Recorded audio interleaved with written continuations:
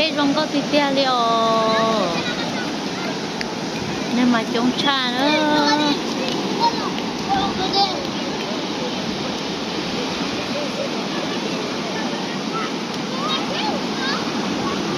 nó đây phục phong chế đây tên chế xe rủ á nên chúa xe rồi làm mẹ nhau sang bộ rồi nó nè không có tùy tia liệu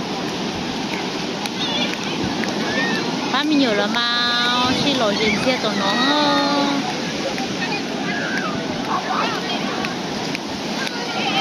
ra tay dễ ha luôn nữa rồi rõ ba nhiều tụi nó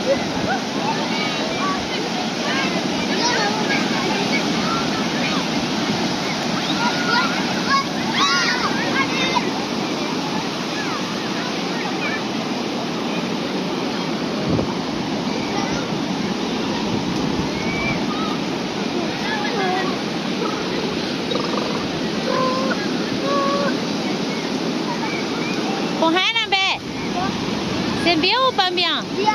C'est bien? Ouais. Fais froid ou pas froid? Froid. Pourquoi froid? Pourquoi? Ouais. Parce que quoi?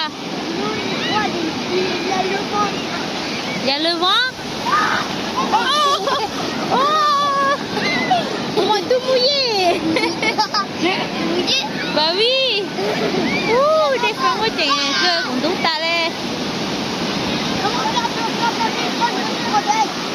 Mẹ sao phải đi tốt đã nè.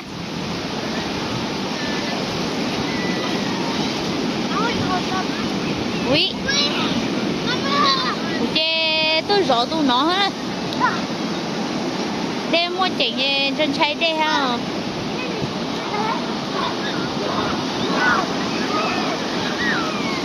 Chân cháy đây trả đây phong lò để nó ao để sợ chết tao. Chân cháy đây ha.